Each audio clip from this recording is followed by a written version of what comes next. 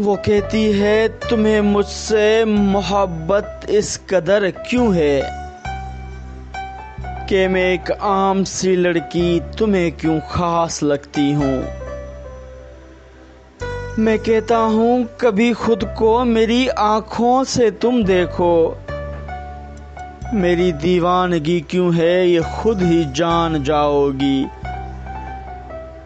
वो कहती है मुझे वारफ्तगी से देखते क्यों हो कि मैं खुद को बहुत ही कीमती महसूस करती हूँ।